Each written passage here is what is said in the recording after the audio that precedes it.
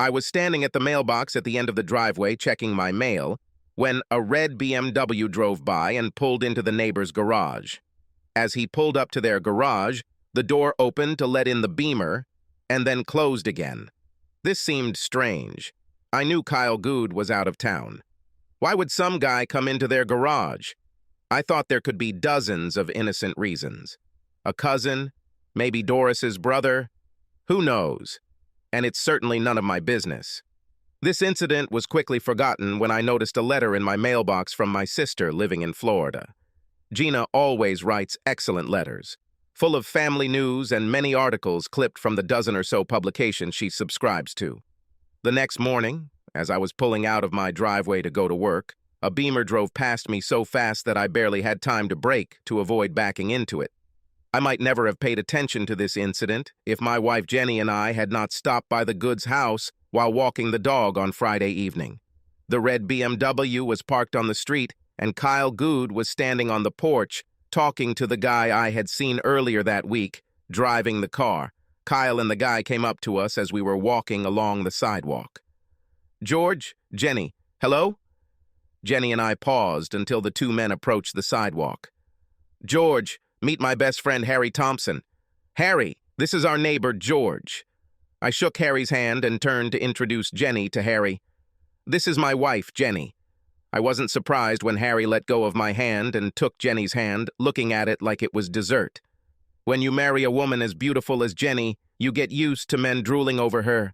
But this guy had an expression on his face that I couldn't read, perhaps a smirk, as if he knew something I didn't.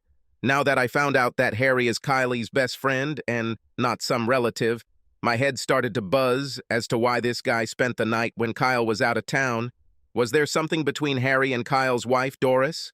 Personally, I can't imagine anything worse than having a best friend sleep with his friend's wife. But perhaps there is an innocent explanation. For example, the guy came to town on business and needed somewhere to stay.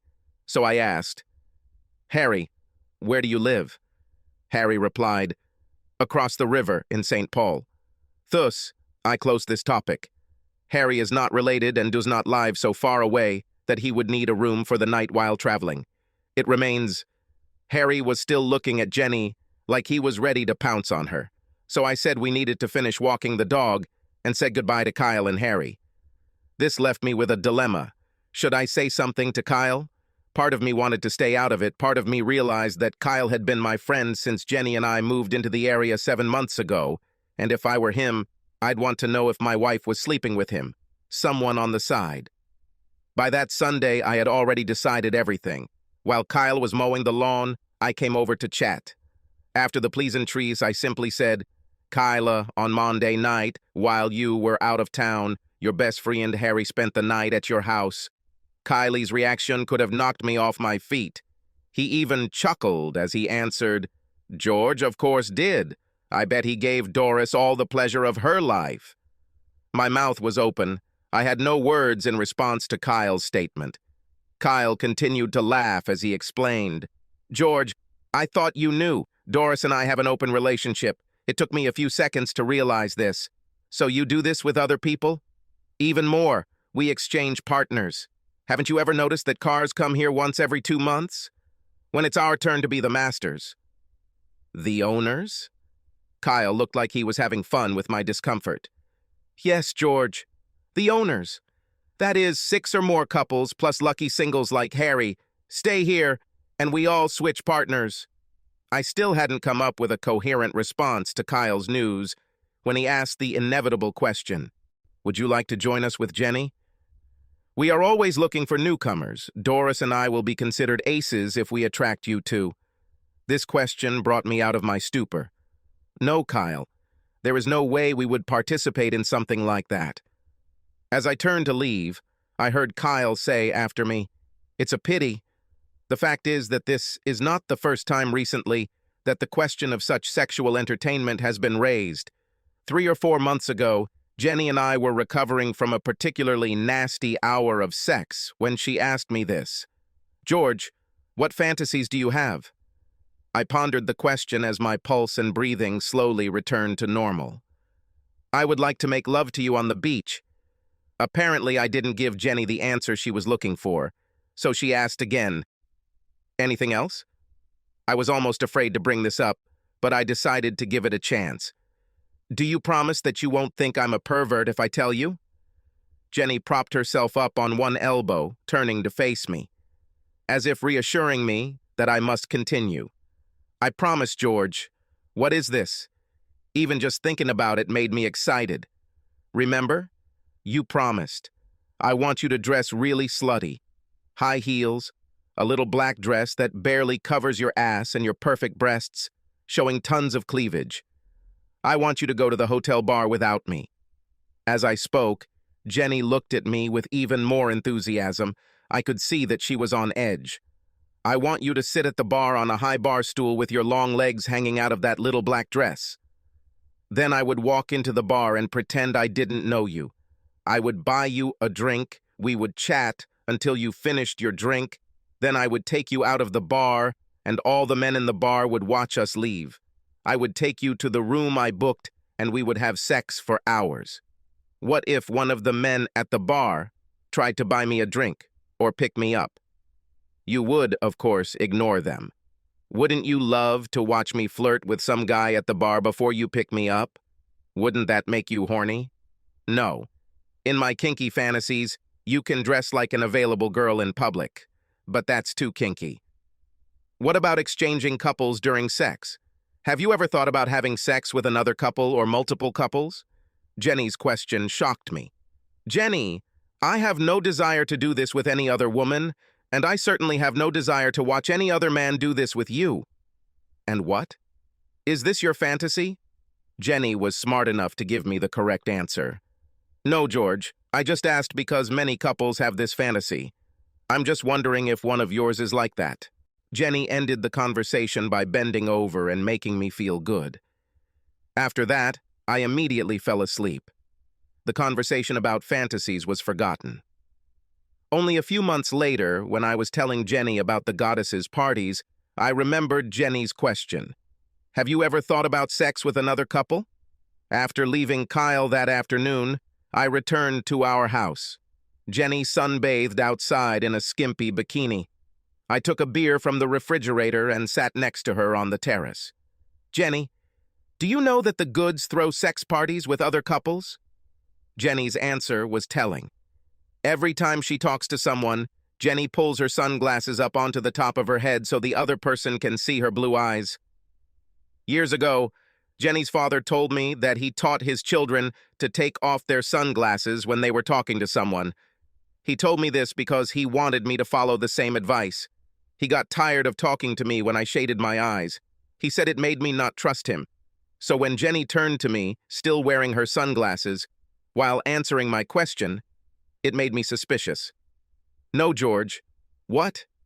Where did you get this idea?" "From Kyle. He said exactly that. I told him that Harry had spent Monday night at his house while he was away on a business trip. He shrugged, saying that he and Doris have an open relationship, that they exchange partners and have sex parties.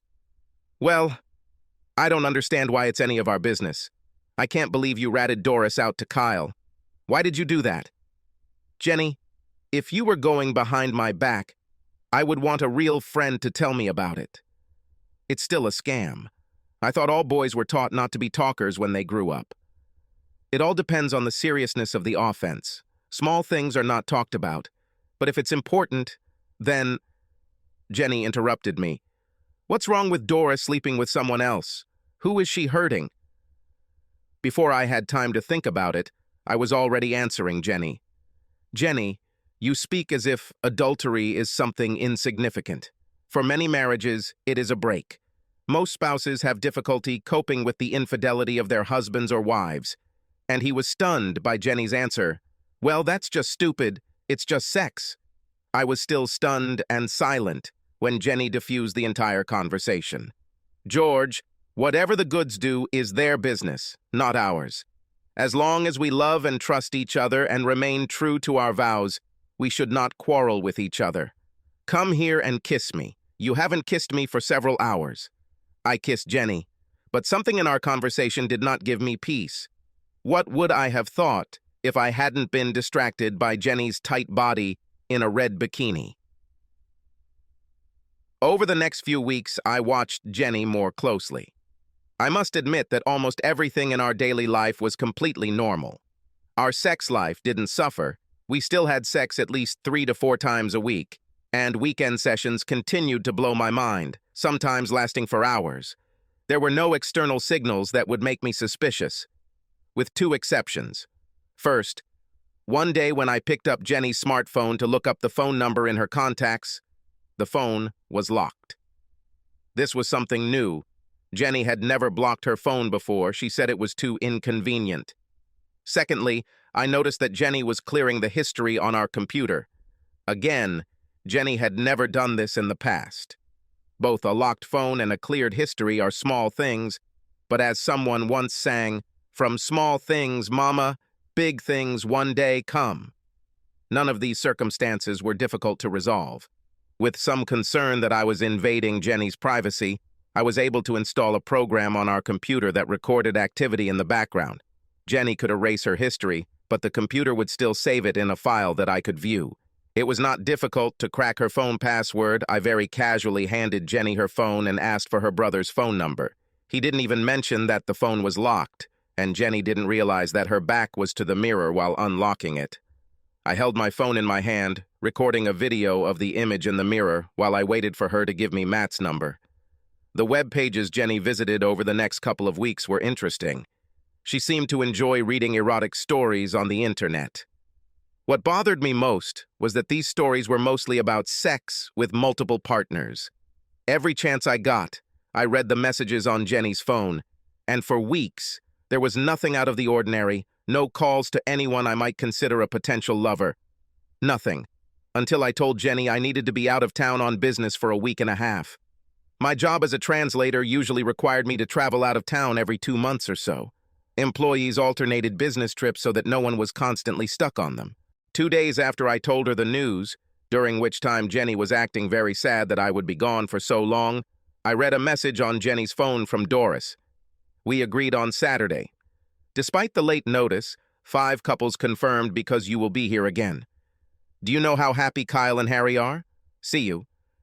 I was angry, almost to the point where I couldn't think straight. My cheating wife, pretending to be sad, was looking forward to my absence so she could sleep with a bunch of assholes. After rereading the SMS, I almost fainted. The word again was decisive. But it's time to come to terms with it and start planning. I'll have plenty of time later to mourn the end of my marriage. The next morning, I found and made an appointment with a divorce lawyer. Then I asked my boss to let me skip this task. I made some bullshit excuse for why I couldn't go and promised that I would compensate for my replacement later. He grunted and mumbled, making a mountain out of a mountain. But this is bullshit, because in the last year I have probably backed up my colleagues at least twice. After some grumbling, he agreed that I could take the next 10 days off. On Thursday morning, I kissed Jenny goodbye and checked into the Residence Inn instead of going to the airport. I used the company credit card to rent the car, which was a clear violation of company policy. But by this time, I didn't care anymore and bought everything I thought I'd need. I met with a divorce lawyer on Friday to understand what my options were and what would happen if I divorced Jenny. It wasn't all rosy. We would basically split all of our assets in half, and I would probably end up paying her alimony for 5 years. Jenny had a part-time job that paid very little, but gave her a discount on all the clothes she bought. Jenny loved to dress beautifully. This was never a big problem. The house was always tidy, dinner was on the table most of the evening, and I made good money. Now her meager salary meant that I would have to supplement her income until she could retrain for her career. Wait, are you saying that she can ruin our entire marriage and I still have to pay her? The lawyer shrugged. Yes, since the laws changed, this is how everything happens. If you are divorcing your spouse, adultery does not matter. Now I understand how naive I was when it came to my wife and when it came to the law. Let's say I don't want the system to screw me over. What options do I have? The guy smiled. Before I say another word, write me a check for $500, because what I'm about to say implies that you and I never had this conversation and will never see each other again. I wrote out a check and gave it to him. First, let me ask you 2 questions. Do you like your job? Are there family members living nearby that you would miss? I answered, I hate my job, and my parents and sister moved to Florida. The guy leaned back in his chair. Then I will continue, but this is not legal advice. This is me telling you what I would do in your situation. He paused for a second, perhaps searching for words. I would disappear. I would take everything I could from the accounts and get out of Dodge. Another thing is, if you had children, I would never recommend that a father abandon his children, especially with a cheating mother. But in your case, I say that the world is huge. Take the time to see it. This was the last thing I expected to hear, so I had to ask, why such a radical decision? Isn't it better to take the risk in court? You chose the wrong lawyer to answer this question. 4 years ago, I found my wife with a trainer. All this was filmed, her and some pumped-up little rat in our bed.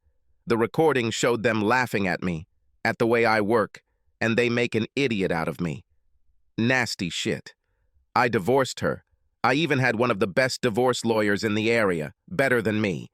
4 years later, I still pay her every month and will continue to do so for the next year.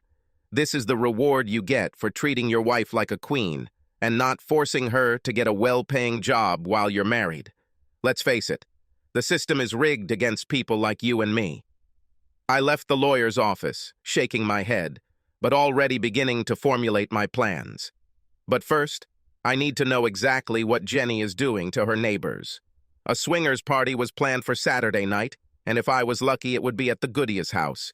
We'd been there often enough for barbecues and pool parties that I knew the layout of the house and knew I could settle in and spy on the festivities. But just in case, I installed a tracking app on Jenny's phone. Saturday was a long day. I spent her sitting in her hotel room waiting for her phone to show that she was on her way.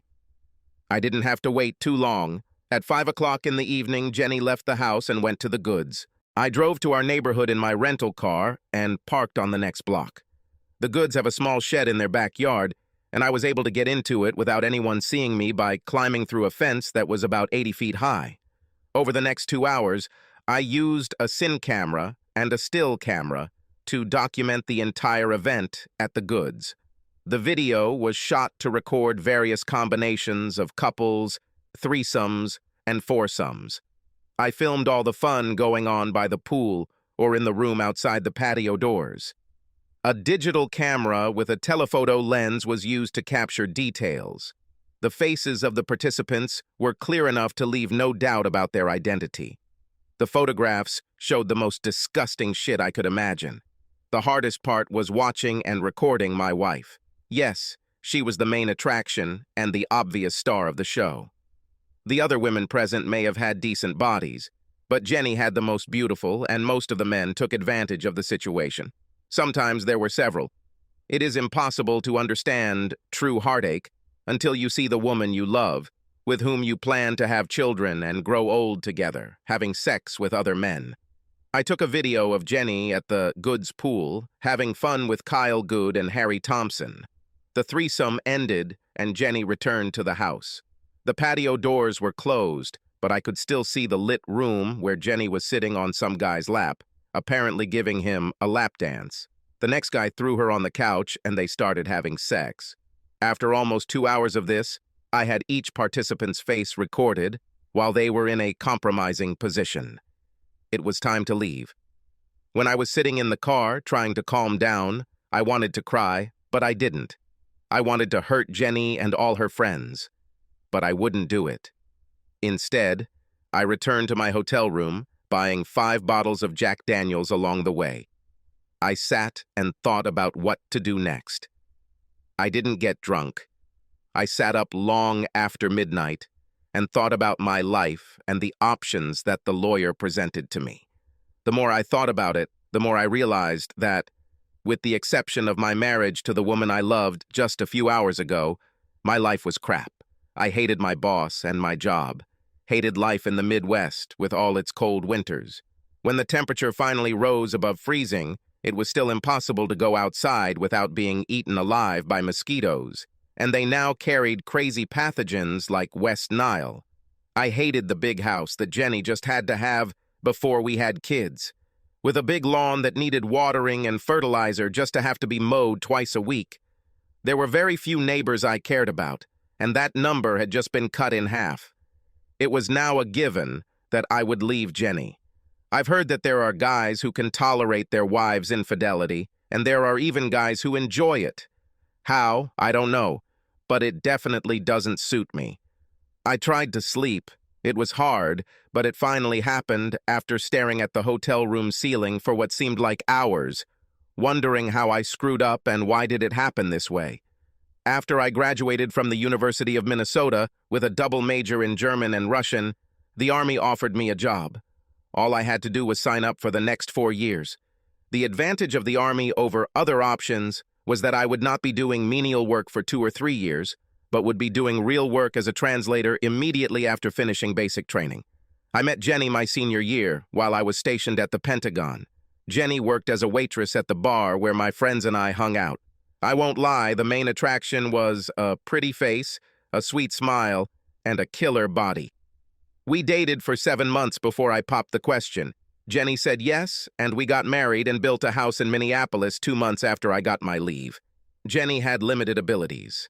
I hate to say it, but for all of Jenny's wonderful qualities, intelligence was not one of them. I couldn't imagine how she would find another job at the bar. Hell, when we were dating, it was hard enough watching all the guys hit on her. Although it meant less money, Jenny found a part-time job selling dresses. Money wasn't an issue because I was making good money, enough to buy our dream house 4 years later, when prices had not yet fully recovered from the housing crash.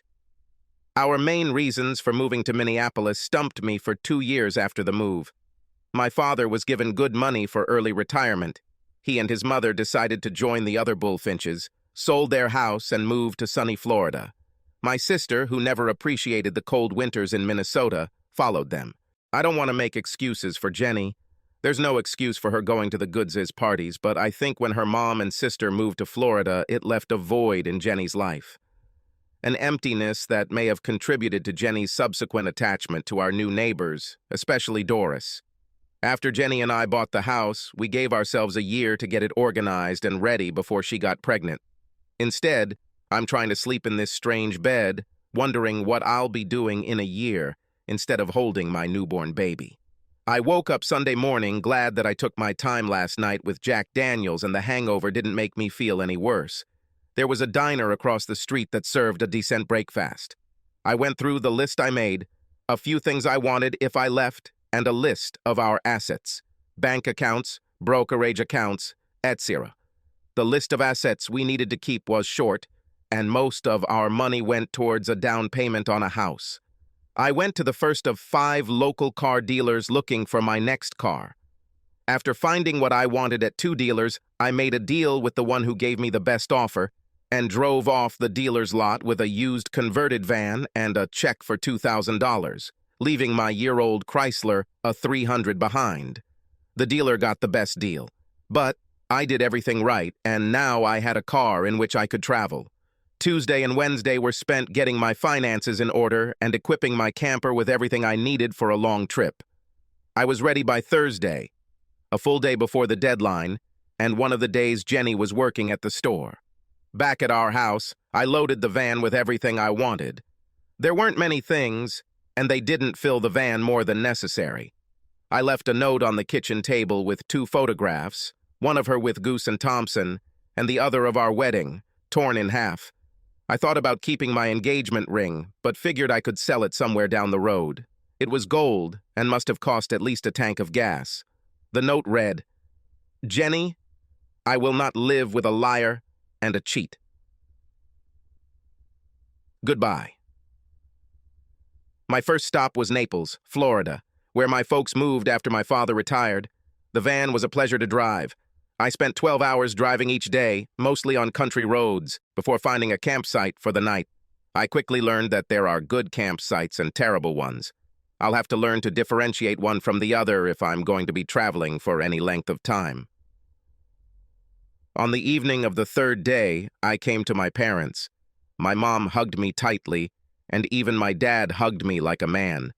They knew that I would come to visit, but did not know the details. It wouldn't be easy. They both loved Jenny and were looking forward to the call that they were going to be grandparents. What happened, George? Why are you here? I didn't want to go into detail right away, not here, not on their porch. When we got inside, I had to ask. Did Jenny call and look for me? Mom looked sadly into her eyes. Why would she call and look for you? Doesn't she know you're here? She's probably too embarrassed to call and talk to either of you. I left Jenny. I caught her cheating. Mom was shocked. I can't believe it, not Jenny. Please believe me, Mom. I don't want to show you photographs for the sake of proof. She contacted our neighbors, a spouse exchange group. Father finally found his voice. Why? The devil knows. I found out about this and decided to run away. I haven't talked to Jenny and I don't plan to. Are you getting a divorce? That's the point, Dad. I went to a lawyer and found out what a mess I would be in if we went to court for a divorce. I will pay her alimony for years, and during this time she will freely have fun with her neighbors. I chose the path of a coward. I quit my job, bought a van, and planned to move around for a while. That's not like you, son. Does not look like it, but maybe it's time for a change of heart. I graduated from college in 3 years and immediately went into the Army, where I spent 4 years. Came out, got a job within the first month, got married, and then spent the last 5 years trying to make it so I could raise kids with the love of my life. And here I am. I am 30 years old. No kids, no wife, a 4-year-old van, and about $6,000 to my name. Damn good deal, right? Mom weighed everything. Isn't there a way to forgive Jenny and return to her? Well, that is, if she apologizes and promises never to do that again. I felt sorry for my mother. She was always an optimist, always ready to forgive, always ready to think only good things about people. I hugged her. No, Mom, you didn't see what I saw. She's not with just one guy. Didn't you hear her claim that she would miss me when she thought I was leaving on a business trip? Before arranging a meeting with neighbors and their friends, lying was almost as bad as infidelity. Both destroyed my trust in her. About 7 o'clock, my sister Gina appeared at our parents' house. I was glad to see my little sister again. Even though she was 5 years younger than me, we were pretty close until I left home for college. When I came home for the holidays, we always found time to talk. But when I joined the Army, maintaining this closeness became more difficult. Until this evening, I didn't realize how much I miss her and how much she has matured. We walked along the beach. The sun had just set, and the sky was bright red. When Mom and Dad weren't around, we could talk freely.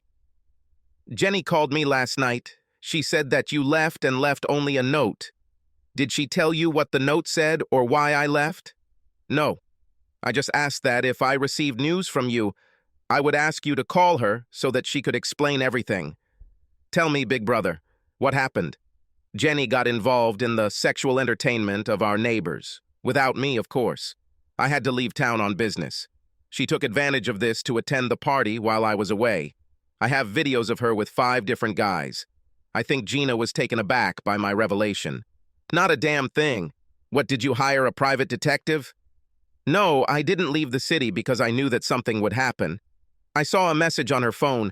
I stayed at a hotel nearby and filmed the party myself. They weren't too secretive. As soon as I had proof, I quit my job, bought a van, and left Minneapolis. Now I'm going to travel for a while. I'll start with the States and, if there is money, maybe to Europe. What about Jenny? Are you going to divorce her? As I already told my mom and dad, divorce will cripple me. I'll be paying her for years. It will not happen. I'll just leave it all behind. Maybe you can take your little sister with you? I have a few weeks of vacation coming up, and I would like to spend them on the road with you, as long as I don't bother you. Gina gave me a sly smile. Gina, it's not about finding a replacement for Jenny. It's about getting my head in order. Understood. Anyway, if you're heading out west, I'd like to come with you for a couple of weeks. I heard Utah is very beautiful. Agreed. We will do this in the fall, when there will be fewer people and it will not be so hot. Now I need you to do me a big favor. I need your experience with computers. Gina was one of those rare women who didn't let misogynistic jerks stop her from becoming an expert programmer. What do you need, big brother? I told Gina about the videos and footage I had from Jenny's sex party and what I planned to do with them. As I laid out my revenge, Gina's smile grew until she couldn't help but laugh. I agree, big brother. I can arrange this. It took several weeks to piece everything together and cover our tracks so that none of us could be traced. But 3 weeks after I left Minnesota, everything was ready. I knew Gina was good with computers, but what she was able to do blew me away. First, Gina and the guy she's dating, Dennis, found the names and personal information of all the singles and all but one of the couples who frequented the hoods parties. It took just 2 days to send phishing emails to all the participants' computers, which, when the recipient clicked on the link, downloaded a virus that gave Gina all the contacts of the tags, as we came to call these people, including email addresses. It was a goldmine. Kyle Good, who owned a local John Deere dealership, became a prime target. Gina and Dennis hacked into the store's work computer and downloaded the email and physical addresses of its customers. A website was created, hosted by a company from Ukraine specializing in amateur adult films. When I asked how we managed to do all this without being tracked, Gina and Dennis just laughed and then tried to explain that the web host was paid in Bitcoin and all the routing went through so many iterations that it would be the CIA. I nodded my head as they explained it all, but it still didn't make any sense, so I decided to trust their experience. Harry Thompson was an enigma. We were unable to hack into his computer and were unable to discover much personal information. He was not on Facebook, LinkedIn, or other social networks. Goody's computer didn't have his email address. We couldn't find where Harry worked. A complete mystery. Dennis suggested that Harry was probably doing some illegal shit, and we eventually gave up trying to find anything about him. Gina and Dennis had a friend who was a video editor, and he took the time to create an entertaining movie from the videos and photos. Each time the video showed a new sex scene, the action was paused long enough to superimpose close-ups from the stills to identify the actors. The 45-minute video was uploaded to the site and ready. This next part will probably anger some people and make others shake their heads in disgust. When we edited the video, I didn't show the scene where Jenny had sex with Kyle and Harry. We only kept the scene of Jenny pleasing one of the other men, but only one scene. Enough to show her participation in the group's activities, but not so much as to cause her great embarrassment.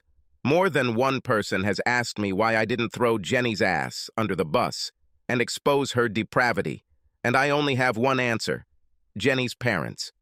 Robert and Linda Rawlings are two of the sweetest and nicest people I have ever known.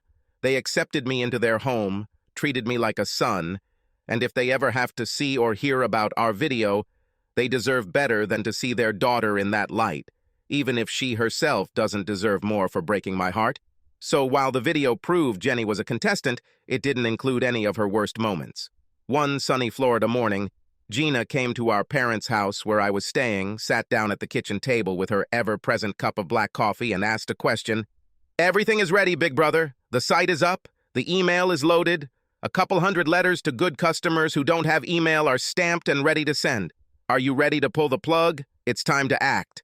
"Yes, Gina, it's time. Let's get started and have some fun." Gina took out her phone and said, "Dennis, send emails." Gina looked up at me. "One of our friends is going to Vegas today. He'll put the letters in the mailbox when he lands so no one can track their return here. I think we covered our tracks as best we could." "Thank you, Gina. Thanks for everything. Tomorrow I fly out and begin my travels." Gina handed me a credit card. Dennis suggested something else. It was his idea for me to get a credit card in my name, for those times when you need to pay for something and cannot use cash. He said many state and national campgrounds require reservations and require a credit card. It's in my name, but if you put the reservation in my name and I don't complain to the bank's fraud department about the charges, it won't matter. This way, no one can track you using your card. This one has a $5,000 line of credit. You can pay me when it is convenient for you." I hugged Gina. It was almost too much to expect. Thank you. Thanks to Dennis, too. Well, don't forget that you promised that we would soon spend some time traveling together. Like I said, it's too hot and too crowded in Utah's national parks right now. Let's plan to meet at the end of September and visit one of these parks. Having agreed to spend 2 weeks in September, Gina went to work. I got out and prepared the van for the trip. The next morning, I kissed my mom goodbye and gave my dad a manly hug. Thanked them for letting me stay for a while, promised to stay safe and stay in touch. Then my father surprised me by leaning into the open passenger door window of the van. I love you, son. I always knew he loved me. He showed it to me in 1,000 ways growing up, but he never said it before. My eyes watered as I backed up. I took the circuitous roads north to Virginia on the Blue Ridge Parkway and spent a week traveling southwest to North Carolina. Went north to Nashville, where I spent 2 days on Broadway listening to great music. Visited Shiloh National Monument. I've always wanted to see it since I did a report on Western Civil War battles back in high school. I headed west with a plan to stop in Memphis, to spend time on Beale Street, and maybe visit Graceland. It was late at night, and I was sleeping in a van parked on the side of State Route 64, east of Bolivar, Tennessee, when I was awakened by a knock on the door. It was a state patrol officer standing there with one hand on the butt of his service pistol. The holster was unfastened. "How can I help you, officer? How long have you been parked here?" "I arrived last night around 10. I was too tired to drive any further, so I decided to sleep for a few hours." "Can I see your driver's license, please?" I handed him my license, and he went back to his patrol car to make the call. I sat in the passenger seat and waited for him to return. When he returned, I was worried. There was something in the way he looked at me. He still had his hand on the gun. "Mr. Baker, did you know that there was a warrant out for your arrest?" "No, I didn't know. And it says what I allegedly did?" "I don't know the details. It's a misdemeanor arrest warrant. Is there a reason someone is looking for you in Minnesota?" I told the officer my version of what happened. Then he added, "I guess some judge awarded my wife alimony, but I didn't pay it." The officer smiled. "Well, I have to bring you, but now I need to chase that car over there that just drove past at speed. I think it's a drunk driver, and that takes precedence over your warrant. You can stay here and wait for me to return, or since it's 30 minutes from the state line, you can drive south on Highway 18 and get out of my jurisdiction. Do you understand what I'm talking about? I didn't see any cars driving by, so I figured the guy was giving me a break. Perhaps he had his own story of heartbreak," and nodded. "Yes, officer. You don't want this to come back to me, do you?" "Officer, you can ask anyone, even my future ex-wife. I would rather cut off my left hand than let down someone who has done me a good deed. I bet you're right-handed, right?" "Okay, I'll cut off my right hand if you ever hear that I've let you down. I advise you to cross the border as soon as possible." With this, he went west, and I went south to Mississippi. Given that I missed Beale Street, the siren song of New Orleans and its Bourbon Street was calling to me, and I continued south. 3 days of drinking and listening to jazz, Zydeco, and Creole music had put a hole in my wallet. I took off my gold wedding ring, bought a tank of gas, 2 bottles of Dixie, and a huge bowl of etouffee, then headed west out of town. I needed to avoid big cities and the associated expenses until my funds ran out. I still had a few thousand left, but I was spending it too quickly. Along the way, I talked to several other vagabonds and learned from them how to limit the expenses associated with my new lifestyle. Learned how cheap it is to dry camp on BLM lands. One of the couples I met on the road suggested that I go to Big Bend National Park. They said this place was like heaven. What the hell? I have nowhere to go and no one is waiting for me to get there. I went to Big Bend. I was sitting at the bar at the Starlight Theater Steakhouse in Terlingua, just outside the park boundary, listening to a group of Aussies at the next table calling crap at each other. I was probably watching them too closely, trying to catch some meaning in the dialect, when the largest of this group, a mountain of a man standing 2 meters tall and weighing at least 117 kilograms, stood up from the table and loomed over me. "It's rude to eavesdrop on conversations, buddy." I must have been in the mood because my answer might have gotten me a punch to the nose. I wouldn't call it eavesdropping, because I can't understand half of what you all say, and even with a funny accent. The mountain man was amazed. Well, you are an impudent one, Yankee. What makes you think that it's our accent that's funny and not your own? Well, you're sitting in a Texas bar, so your accent is strange. If we were sitting in a bar in Brisbane, then yes, it would be mine. And considering that you are a guest in my country, let me treat you to a beer. Any hostility was negated by my reluctance to be intimidated, and mainly by my offer to buy him a beer. The mountain man extended his hand. My name is John. The beer is Foster's, and you are invited to join our table. My name is George, and I accept the invitation. I haven't spent time socially since Florida, and despite the fact that I only understood half of what was said, unless the speaker was kind enough to explain in English what he or she meant, I had the best time in months. These people knew how to drink and have a good time. Even the ladies tried to outdrink me. There were 8 of them. They traveled together and spent 4 weeks in the United States, starting in Dallas. Eventually, they invited me to join their caravan. It turned out that they were divided into pairs. One of the couples, James and Sarah, is married. The rest have a friends with benefits arrangement. Even though I was the odd one out, I decided this was too good an opportunity to pass up and spent the next 2 weeks with them. After leaving Texas, our caravan traveled to Roswell, New Mexico. Australians were eager to see the place where all the UFO hysteria began. It was pretty unfortunate, but at least now we could all say we'd been there and cross it off our respective life's to-do lists. The White Sands Monument was interesting. Although the men wanted to continue west to Tombstone, the ladies voted against it. It'll just be another tourist trap, so we headed north to Colorado instead.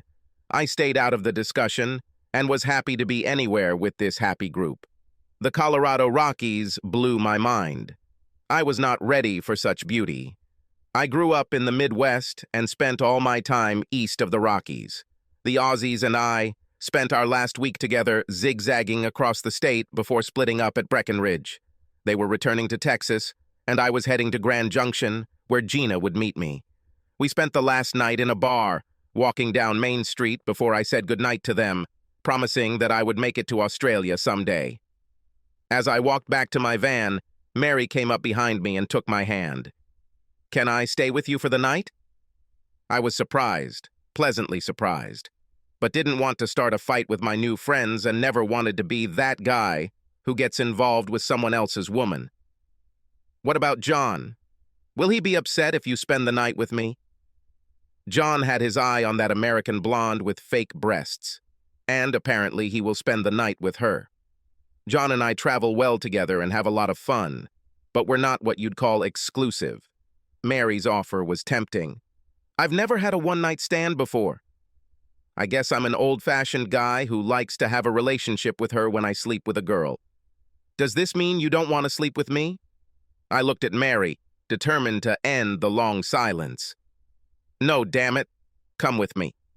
I put my hand on Mary's waist and led her into the van. We drove back to the campsite while Mary fed my ego by saying that she had been hoping for this opportunity since we met, and other girls will turn green with envy. We all think you're a cute and special guy. Within minutes of parking the van in the parking lot, we were naked and playing with each other's bodies. It had been a few months since my last time with Jenny. I decided to take the time to reacquaint myself with the female anatomy, and Mary seemed to appreciate my efforts. Damn.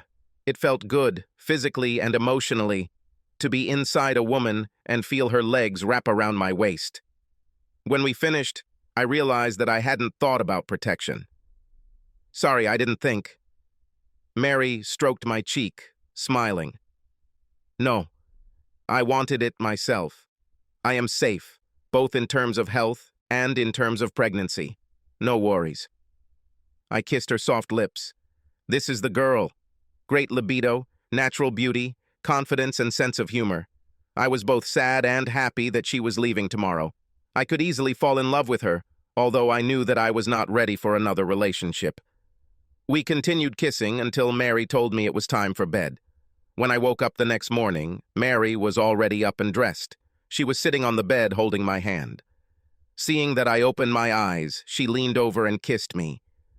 "Goodbye, George. Don't let what this woman did to you affect how you treat the next one. There are many good, faithful women in the world. You are a wonderful person, and you will find one of them." I couldn't help myself. "Is there any chance that it could be you?" "No, I'm afraid we wouldn't work well together. I would be too far from my family, and you from yours. I've listened to you over the past 2 weeks. You are close to your sister and parents. I couldn't take you away from them. And no grandmother wants to be halfway around the world from her grandchildren." Mary was right, of course. Thank God the first woman I had sex with, Jenny, was smarter and more practical than me. Well, I had to ask. "Thank you for last night. You will never know how much she meant to me." "I think I know. It meant a lot to me, too. Take care, George. Have a fun trip with your sister." Mary kissed me on the lips and left the van. That morning, all the other Australians came to my station before setting off. It was especially nice to receive a strong handshake and hug from John. His smile was as wide as it could be as he reminded me of my promise to come someday. On the way to Grand Junction, I felt good. On the rearview mirror hung the necklace that Mary had left there that morning. There was a note in the ashtray. "This is for Gina. Please tell your sister that I'm sorry we didn't get a chance to meet and that her brother is a gentleman and a great guy. With love, Mary." The necklace was an inexpensive shell necklace that Mary always wore, and the note meant the world to me. Gina and I were walking through Arches National Park, heading toward Delicate Arch, when we crossed paths with another tourist. Abby Ross went camping alone. Her height was about 1.70 meters, and her body was like that of an athlete. She has long black hair, naturally shiny to complement her dark skin, and very dark eyes. She walked past Gina and I on the trail. We exchanged a quick hello, and after we passed, Gina caught me staring at my perfect ass and pair of legs and elbowed me in the ribs. "What?" Gina just smiled at my attempt to play dumb. "You men are all the same. Just because a woman has the body of a goddess, you can't help but turn to jelly." And you want to say that women are somehow different? I saw you practically drooling over that tall guy when we were standing at the airport carousel waiting for your luggage. Damn, I almost took a picture of you to send to Dennis so he could see how you act when he's not around. God, do not dare. I admit, I looked, but I would never touch it. I've been completely faithful to Dennis since we've been together. So, is everything serious with him? As serious as a heart attack. I think he's going to propose when I get back to Florida. He wanted to join us on this trip but couldn't make it. I was happy for my sister. She deserved a guy as wonderful as Dennis. When we got to the top, I was happy to find a female tourist sitting there taking pictures of the arch. Gina did me a big favor by walking up and introducing herself while I walked back 6 meters or so and opened my backpack to prepare lunch. The exchange between the two women was friendly. By the time I got everything ready, Gina came over and introduced us. "Abby, this is my brother, George. George, this is Abby Ross." I asked her to join us for lunch and finally persuaded her. We ate, told stories, and when it was time to go down, we hiked together. When Gina found out Abby didn't have a campsite for the night, she invited Abby to share our campsite at Devil's Garden. Abby protested, but was unable to convince Gina. The three of us shared an evening meal and a wonderful night under the stars, sitting around the fire. Thus began my friendship with Abby Ross, from Klamath Falls, Oregon. Abby went hiking with us in Arches and Canyonlands National Parks. Then she agreed to accompany us when we went to Goblin State Park. Abby worked as a waitress in Klamath Falls and recently graduated from the local community college. We eventually found out that she was going on the trip alone because her long-term boyfriend had left her for another girl 3 weeks before they were supposed to go on the trip. Abby decided to go alone but was happy to join Gina and me. I didn't realize how lonely I would be without him. Thank you both for allowing me to go with you. After Goblin, Abby had to go home and we promised each other to stay in touch. I still had a week to spend with Gina. We said goodbye to Abby and headed to Bryce. In the van, Gina began her investigation. Well, what do you think, big brother? Quite a nice lady, isn't she? Very sweet, I agreed. But I didn't feel any romantic vibes from her. So what are you getting at? I want to say this. She is still suffering from a recent breakup, but I have noticed more than once how she looked at you more than friendly. Give her time and she will be ready for romance. For the next week, we said nothing more about our new friend, but when I dropped Gina off at the airport, she started talking about it. Call her, George. Maybe go to Klamath Falls and spend a couple of days with her without me. I'll bet you $100 that she'll say yes if you ask if you can come there. Good. Just so you stop stalking me, I'll call you. Say hi to Mom and Dad and Dennis for me. Call when you land. I returned to my van and took out the map. 1,000 miles if you take the scenic route. The best thing is that about most of the route was along US 50 through Nevada, the loneliest highway in America. How appropriate. I was in no rush and didn't mind being alone, especially after spending 2 weeks with the Australians and the next 2 with Gina. This gave me time to think. By the time I got to Reno, I had made my decision and called Abby. She was glad I called and didn't hesitate when I asked if she wanted to join me. Abby had to work the next 2 days and then have 3 days off. So I took my time and arrived on the morning of her first day off. Abby and I spent the 3 days hiking and exploring southwestern Oregon, from Crater Lake to Ashland, where we watched Shakespeare's As You Like It, in a replica of the Globe Theater. It was a wonderful 3 days, and although the van was a bit cramped, nothing romantic happened other than us holding hands. I would have loved to have done more, but it was very clear that Abby wasn't ready for that kind of relationship. Still, it was fun, and when I dropped her off on Thursday, I promised to stop by Klamath Falls on my way back from my next stop, Glacier National Park. I needed to get there quickly. It was the end of October, and winter would soon come, especially at high altitudes. It was while in Glacier that I received an answer to one of my inquiries regarding further employment. I contacted one of my former commanders, and she responded with an offer to provide translation services as a contractor. The best part was that the appointment was at the embassy in Paris. I had 3 weeks to catch a plane to Paris. I left Glacier that afternoon, spent 2 days with Abby. She was able to swap shifts with 2 other servers, and we spent the 2 days getting to know each other better. In the end, we kissed and hugged, but nothing more. It is always dangerous to step down the slippery slope of comparing one woman to another. Jenny could lie in bed for hours. On weekends, she drank a second cup of coffee and finished reading one of her magazines halfway through without even thinking about getting up. By the time she got out of bed, I had already finished my breakfast and was doing my morning chores. Abby couldn't wait to get up and attack them. By 10 o'clock, we were 8 miles from the trail, or halfway to the mountaintop. Another important difference was what each woman read. I've never seen Jenny with a book in her hands. Abby didn't just read books, she read literature. She was the first woman I met who had already read The Brothers Karamazov, Anna Karenina, and War and Peace.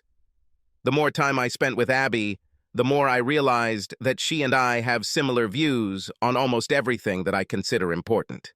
And perhaps just as important for a long-term relationship, I was completely captivated by her physical beauty. I hoped that her ex-boyfriend wouldn't realize his mistake and try to rekindle their romance while I was abroad. I fell in love with Abby and told her so, but I'll be gone for the next year, and I haven't been able to properly explain the nature of our relationship. Stupid me like that. We nevertheless agreed that she would visit me in Paris. I drove straight to Naples, stopping at rest stations along the way to get my usual 6 hours of sleep. Sticking to the highway, I was able to reach my parents' house 4 days later, exhausted but happy. I had no problems obtaining the necessary documents and visas, which meant that something had changed in Minnesota. The charges against me were dropped. I was no longer a fugitive. 10 days after arriving in Florida, I kissed my parents and sister goodbye and boarded a plane to Paris. In Paris, I met Simone Pirotte. She was 25 years old and different from all the girls and women I had known up to that moment. My parents would call her bohemian. When we first got into bed, I felt like a pervert. She was tiny, almost boyish with her French slender body and A-cup breasts. But as soon as she pulled me into her bed, all thoughts of her being anything other than a woman went out the window. This woman knew how to have good sex. Simone used my body like a gymnast uses an apparatus, and she could bend and unbend her body in positions that seemed impossible. Every time I thought we had reached our limit, she would introduce me to a new position. When we weren't making love, we hung out in cafes with her other bohemian friends, smoking Gauloise and drinking absinthe. We read and argued about Camus, Beauvoir, and Sartre. The more I read about Sartre's apologies for Stalin's abuses in the Soviet Union, the less I liked him and the more I idolized Camus. Simone and I often argued about this, and always had wonderful make-up sex afterwards. It was almost worth arguing. It was all a lot of fun. I felt like Ernest Hemingway at the beginning of the 20th century. I never thought about falling in love with Simone. She was too different in her politics and values. We fooled around together for 4 months until she left Paris with another couple for the Mediterranean town of Cap d'Agde. I missed sex, but not philosophical debates, which could get boring. It might have been a good time for us to break up because I had been putting off visiting Abby for the past month. I made good money and knew plane travel would be difficult for a waitress, so I sent Abby plane tickets. She was supposed to come for 2 weeks in mid-May. Contrary to the song, May is much nicer than April. I must say that I was not prepared for my reaction when I picked up Abby at de Gaulle Airport. I watched her walk towards me, and all my feelings of love for her swelled inside me. She lowered her travel bag to hug and kiss me. She held my head in her hands, not allowing the kiss to end until she realized that we were in a public place. But it was a very French moment. I took Abby to my apartment, told her to take a nap. She was on an overnight flight from O'Hare. That evening, we were going to celebrate her arrival. I went to work for several hours, and when I returned to the apartment, I was pleasantly surprised. Abby clearly spent some time shopping for city clothes. I never saw her in anything other than outdoor attire. Here she was, dressed in the most matching skirt and sweater, with a stylish leather jacket and high heels. She saw the expression on my face. Like, it is fantastic. Let me clean myself up and change into something suitable to accompany such a beautiful lady. It was a wonderful first night. Paris seemed to have taken Abby into its heart. Best of all, that night, Abby and I made love for the first time. Over the next 5 days, I showed Abby all the usual sights of Paris, the Louvre and Musée d'Orsay, Notre Dame, the Shakespeare and Country bookstore, and the top of the Eiffel Tower are at least 8 attractions on Abby's must-see list. On the 6th day, we boarded the high-speed train and spent 3.5 hours traveling to Grenoble. When I told Abby about my plans, she protested that she didn't bring decent hiking boots or clothes. Then she protested when I took her to an outdoor store to get everything she needed. She continued to protest until I convinced her that it was a late Christmas and early birthday present. Although there was still snow on the higher ground, we walked where we could along the alpine trails. 3 days later, we headed back to Paris and continued checking off Abby's list of things to do in Paris. Everything was going great until the last evening when we stopped at a small cafe for a nightcap before heading back to my apartment. Everything fell apart there. Simone's group of friends, people who knew Simone and I were together, saw Abby and me and insisted that we join them. At some point, Abby and I became separated. She was talking to 2 women. I was having a discussion with men. When it was time to leave, I saw it in Abby's eyes. "When were you going to tell me about Simon?" And I didn't intend to. "It was a short affair with a woman before you, and I became intimate. Now that you and I are lovers, I am more than ready to commit to being with you exclusively.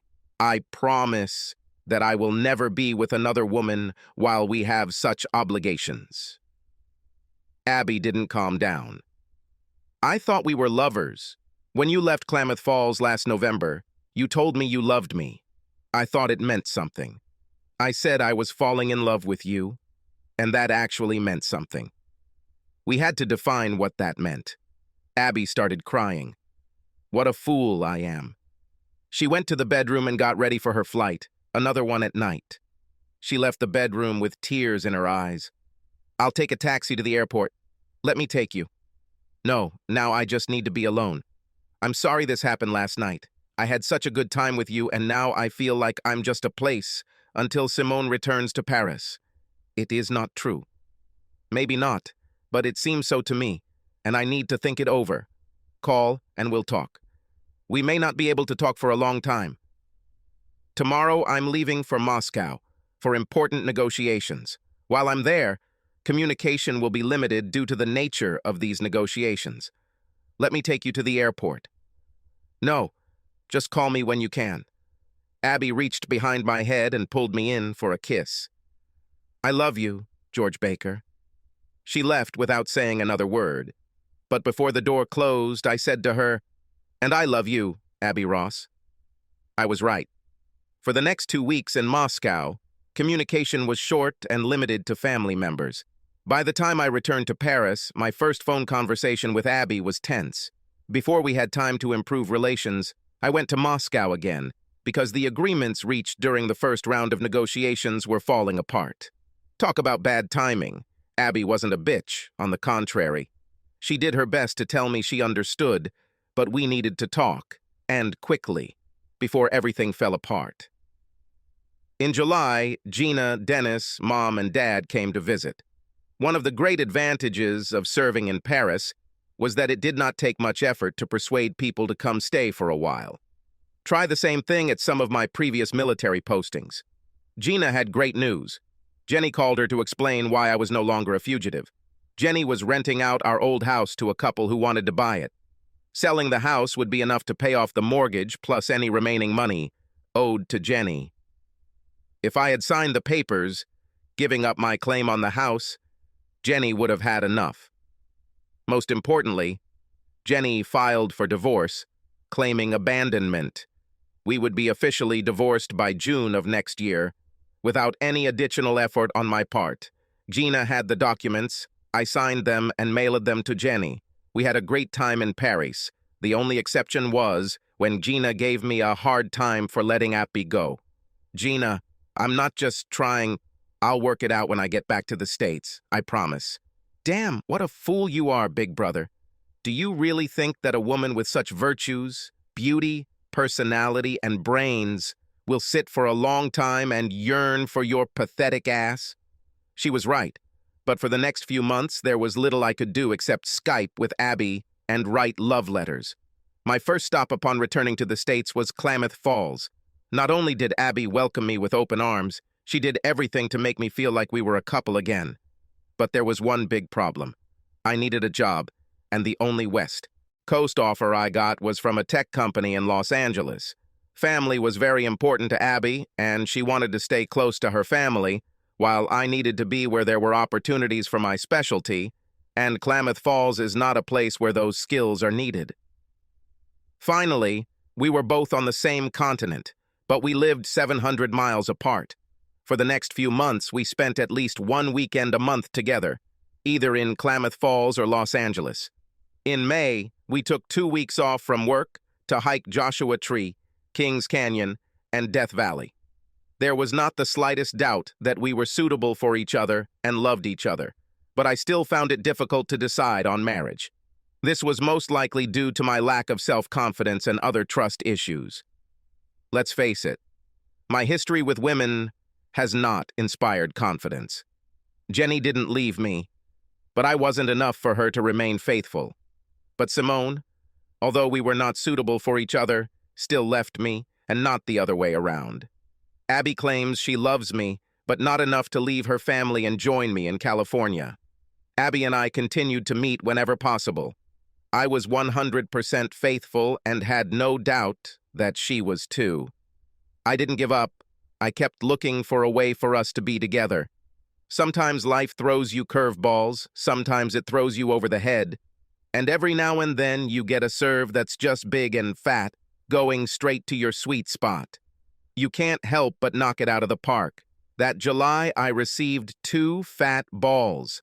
First, a New York publishing house contacted me and offered me the job of a lifetime.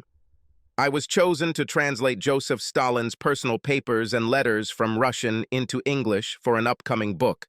Previously, these documents were translated by a Russian, but the publisher realized that much had been erased. I had to do the second translation without bias. The work will take quite a lot of time, and the best part is that I can do it from anywhere, even from Klamath Falls. Then, less than a week after signing a contract with the publishing house, the incredible happened. 2 years and 2 months after I moved out of my home in Minnesota, I woke up to someone knocking on my door. I put on my sweatpants and walked to the door, opening it and wondering who could be so rude as to wake me up at 7 in the morning. Jenny was standing there. "Hi, George." This was not the greeting I expected after all this time. I looked down at Jenny's hands to see if she had a weapon, but all she was holding was a manila envelope. "Can I come in, George?" I stepped aside and let Jenny into the room. "Make coffee?" "It would be nice. I left the hotel this morning without breakfast. I decided to be kind. Time softens a broken heart." "I'll make scrambled eggs." "I didn't come for breakfast, George. I came to deliver this." Jenny held out the envelope. "Our divorce was finalized 2 months ago. I thought you should know. I indicated abandonment of the child as the reason. I quickly looked through the papers. You could mail them. I have nothing to sign here." Jenny began to lose her composure. Her voice became louder. "I wanted to give them to you personally. I didn't want to be such a coward like you. I wanted to look into your eyes, and I wanted you to know how much I hate you for leaving me like that, without a word, just with a note. And I wanted a wife who doesn't spread her legs for a bunch of assholes." Jenny collapsed on the sofa, sobbing. But that didn't stop me from continuing. "You have no idea how my heart broke when I saw you with Hood and the other clowns." Jenny had the decency to apologize between sobs. "I'm sorry. Me too. I thought we loved each other and were ready to have children. I was ready to start having our children, and then that bitch Doris started coming to our house for coffee. She filled my head with all sorts of crap. She said that when you finally understand what you're missing, you'll join their group. This should never have happened. I was actually serious that day when we exchanged our vows. Leave everyone else. And I really meant it all those times when I said that for me, you are the only woman." Jenny lowered her head, looking at the floor. My curiosity got the better of me, and I asked, "What happened after I left? Did you stay with the group?" "No, I never did that again. After I got home and found your note, I probably talked to Doris no more than 2 or 3 times, and then only when I couldn't avoid her. Besides, your little bomb blew everything up." Jenny noticed the look in my eyes when she said, "Your little bombshell." "Oh, George, don't pretend you weren't the one who posted the videos and photos or sent anonymous letters to half of Minneapolis. Everyone suspected it was you, but no one had proof." "Have you had it?" "I didn't think about it at the time. I realized later that I left a picture of you, Kyle, and Harry on the dining room table. If anyone saw the photo, they would have proof that I was behind the site. I burned the photograph 10 minutes after I saw it. I was sick of having documentation of my depraved behavior in our home, and even if I had not destroyed it, I would never have shared it with others. I couldn't betray you a second time." So, what happened? First, Kyle Good lost his John Deere dealership. His contract with Deere included a community standards clause. Who would have thought progressive Minnesotans would be so outraged by Good's parties? When people stopped buying from the store, Deere pulled out, leaving Kyle to sell cheap Chinese tractors and other crap. The store went bankrupt. Kyle was deeply in debt, and Doris left him for Harry. No fucking way. I was pleased with this turn of events, but Jenny wasn't finished yet. Kyle blew his brains out, put the gun in his mouth, and pulled the trigger. And Doris ended up living happily ever after with Kyle's best friend. Jenny shook her head. No.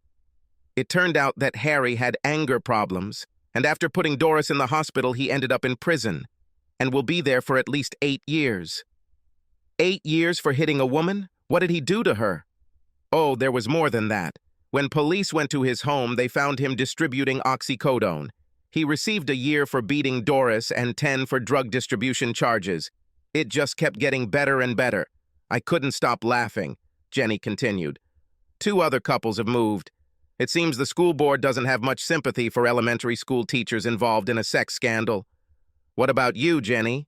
Well, except for the fact that I completely ruined my personal life by pushing away the man I loved, my professional life turned out well. No one thought about the personal life of a clothing salesman. I cut my hair and dyed my hair, and most people didn't even realize it was me in those videos. But some people figured it out, and from time to time I had to deal with the consequences. I worked full-time and attended community college classes in the evenings. I received my AA degree and now manage a Banana Republic store in St. Louis Park. Well done. And I spoke seriously. As I said, time has softened me. Jenny started crying. Do you see us ever getting back together, George? I may have gotten softer, but my brain hasn't turned to cheese. No, I'm sorry, Jenny, but that won't happen. All trust is gone. What ruined it was seeing you with those assholes. And you know as well as I do that a marriage without trust is not a happy marriage. I knew you would say that, George, but I just had to ask. As soon as I saw your face and heard your voice, I remembered what I had given up. So I had to try again. Forgive me, George. At these words, Jenny began to sob. Damn, I once loved this woman with all my heart. That evening, we had dinner with Jenny. During dinner, I just had to ask, why, Jenny? I thought we had a good marriage. Why did you let Doris talk you into doing this? George, I've always been such a good girl. I've never done anything even slightly wild. You were the second man in my life. Doris played on my naivety, convinced that it was only a matter of time before you joined in the fun. She said that no red-blooded man could resist the opportunity to have sex with multiple women. She spoke as if there was something wrong with your libido for resisting, that you are the pervert, not us. This should never have happened, Jenny. The vow to forsake all others meant everything to me. Jenny nodded as if agreeing with me before finishing her explanation. Doris gave me the book Because He's Watching, by Kristen McCallum. It was about a married couple and how the husband gets aroused by watching his wife have sex with other men. She also told how to find such sites on the internet. The more time I spent reading and watching, the easier it was for Doris and Kyle to convince me to give it a try at the first party. I was the center of attention, the prom queen, and it fed my ego. It wasn't that hard for them to get me to go to the second party where you caught me. I drove Jenny back to her hotel. I saw that she was waiting for me to ask if I could stay the night, but I stood firm. Yes, I could have slept with her and left, but that would have been wrong for many reasons, not least of which was my commitment to Abby. The next morning, I woke up and looked at the clock. It was only 7, and Jenny's plane wouldn't leave until 11. I had plenty of time to pick her up and take her to LAX for her flight. Another chance to spend a few hours with the woman I've wanted to love my whole life. Instead, I sat down and drank a cup of coffee. Something haunted me, something that woke me up at 3 in the morning and kept me awake for 2 hours. Now, everything made sense. My last evening with Jenny was like a cleansing of all the bile that had accumulated in my head and heart. My soul has been cleansed.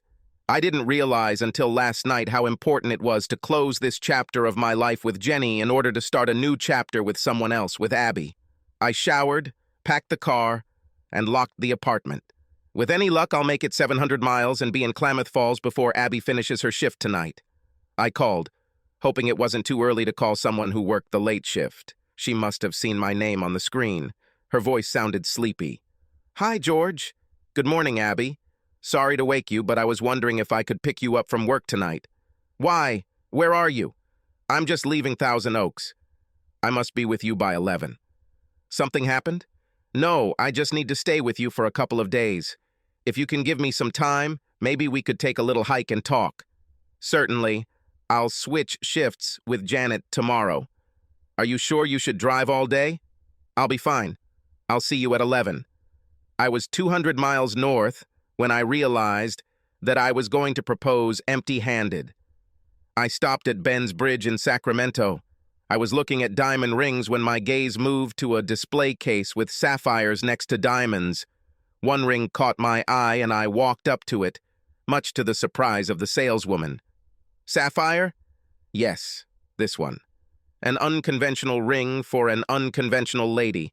It's perfect, Please put it in a box, no need to wrap it. The saleswoman smiled. She'll like it. What about the size? Let's hope she says yes, then we won't worry about the size. She placed the ring in a beautiful blue box and swiped the reader on my credit card. Thank you. Good luck. But I can tell she'd be a fool to say no. Got back on I-5 and headed north. While I was driving, I called Gina and turned on speakerphone so as not to get a stupid fine today. Sister, today is the day.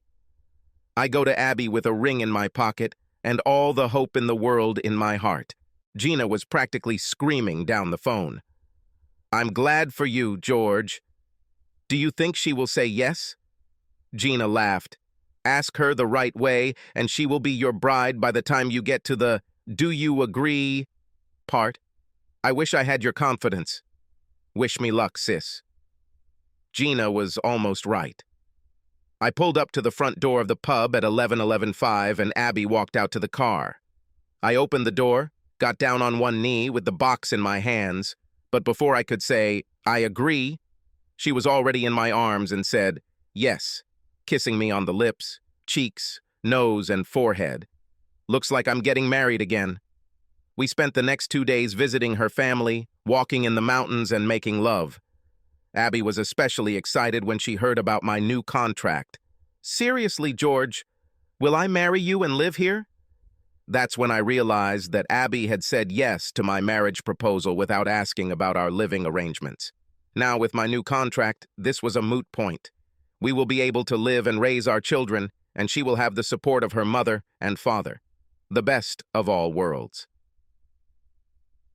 2 days later, I was on the road again. It was time to return to Los Angeles and tell the boss the bad news. When I returned home, there was a note on my door. George. This morning I had a little time before leaving, and I decided to come to you to once again ask for forgiveness for betraying your trust in me.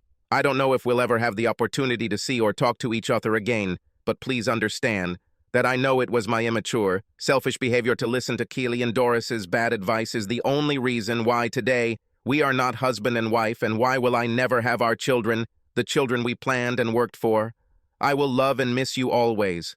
Also, I understand that you saved me pain with the video. I know that you had to capture me with those other men, and in situations that I will be forever ashamed of, I think you did it to spare my parents, and perhaps spare me. Whatever the reason, I will always be grateful to you for showing me such mercy. You are a good person. Jenny. That was the last time I ever heard from Jenny. It was October, a wonderful time in the Northwest. Abby and I had a small wedding in Klamath Falls. Mom, Dad, Gina, and Dennis came to the wedding. 2 of my friends from the Army also came. This was the General Baker contingent. On Abby's side, friends from school, college, family, and work colleagues walked down the aisle. We had an open bar, snacks, a live band, and a dance floor. It was a lot of fun. Abby and I stayed until the last guest left. Our honeymoon was something completely unusual for us. Instead of spending a week hiking in the woods or in the desert, we booked a whole week on the beach in the Virgin Islands. Of course, Abby got up every morning to run a few miles on the beach and then swim a couple more miles in the ocean. But every morning, after returning to our cabin and showering, she would drag me back to bed to renew our wedding vows. Translating Stalin's documents earned me the reputation of being the best translator of Russian literature into English. This way, I was able to earn a good living to support my growing family and work from home. Sometimes I had to travel on business trips to meet with authors or publishers, but this was no more than 3 or 4 weeks a year. A year after the birth of our first son, George Adam, or G.A., Abby's mother died of cancer. She left quickly, too quickly for Abby, but at least she lived to meet her grandson and did not suffer from cancer for long. It seemed like Ross's mom was the glue that held the family together, because over the next year, Abby's brother and sister-in-law moved to Tucson to be closer to her family. Abby's father said he was tired of the cold and moved to Baja, Mexico, near Ensenada. Suddenly, our family had no reason to stay in Oregon. Abby brought this up. I think it would be nice to live closer to your family and Gina. They could have spent more time with G.A. We sold our house in Klamath Falls and moved to Naples. 9 months later, Gina Abby was born. Mom and Dad couldn't be happier. Me too. Subscribe to our channel so that your second chaff doesn't cheat on you, and go ahead and listen to the next story, because this story is nothing compared to the next one. If you're under 18, don't even think about listening to the next one.